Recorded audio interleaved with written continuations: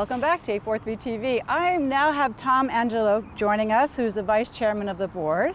Thank you for being with us. Oh, you're welcome. Well, we have something very big behind us, and it's a very exciting project. So tell us the vision of the board and give us some insight. Well, this is the first phase of our project. This will actually be our middle school behind us.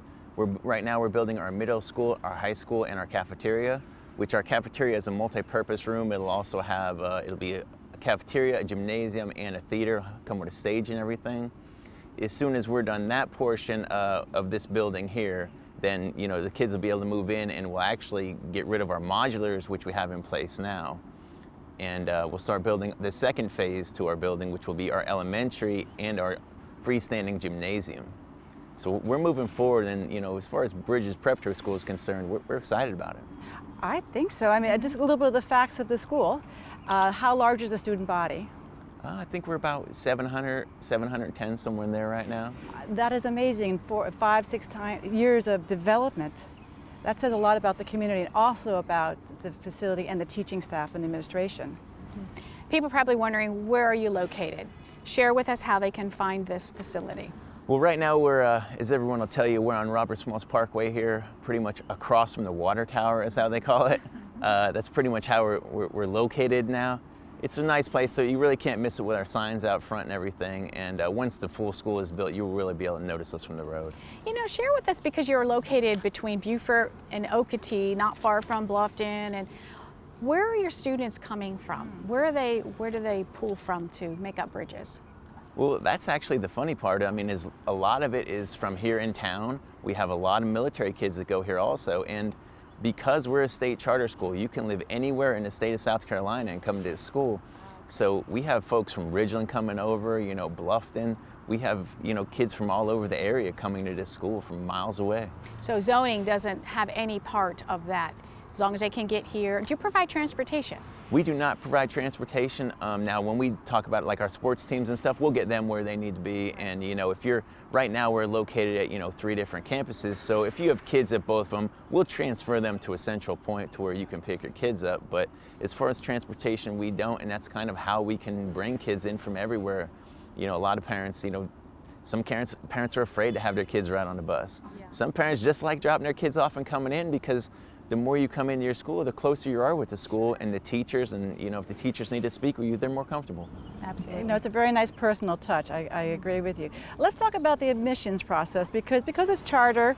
I want everybody to understand, and don't be afraid or intimidated to apply to the school. That's very important to know this, because it's free and it's open, and the process is through a lottery. So could you explain us a little bit about that, so that the parents, future parents, can understand? You want me to talk about that? Go ahead, you can talk about it. Okay, so before the following school year, around January, February, there's a lottery. So everybody applies through our online portal.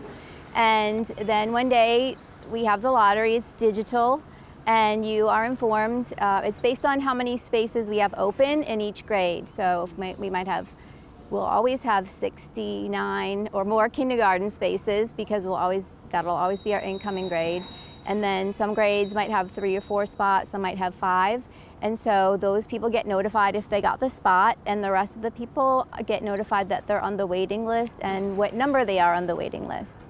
And another thing that's important to know as well is, if one of your children does get a spot, the other child in a grade who might be lower on the waiting list bumps up to a higher priority. Good. Yeah, that's great. So that's the process for the lottery. And then throughout the year, as people leave, we just go to our waiting list and go to the next person, and they come in and bring their records. And So the best way to apply is online?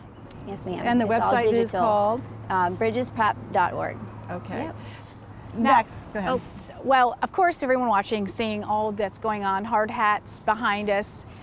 Walk us through what's going to happen this summer. What's the status of the building? What's going on back there? So this summer, I believe Hood Construction, who our contractor is, they're really going to start working hard to get everything done. We're a little ahead of schedule right now, which is good, but which is unusual, right? Yeah, in the construction industry, sometimes it goes the other way. Right. Along with sometimes we get hurricane season here. And lots of rain, so it may slow down eventually. Right now, I think we're looking to hopefully be in, have our middle school and our high school completed by December. So I think the best way for us to do it is what we're trying to do is over that 2-week Christmas break, move our kids that won't be here so we can move all of our stuff into the new school. And then when they come back from Christmas break, hopefully they can just move right into the new school. Exciting, huh? It is exciting. One quick question. You know, the day in the life of a student here, we also want to point out to parents, I mean, you have a performing arts, you have music, you have sports, a band. So we want this is for all the development of a child, you know, we're not just a sports school, or we're not just an art school, but it's for all around it. And I mean, I think that's an exciting opportunity for any student. Yeah, that's part of our mission, is to provide a whole child education. So it's important to us to provide those opportunities as we grow. Hopefully we'll be able to offer more. Yeah.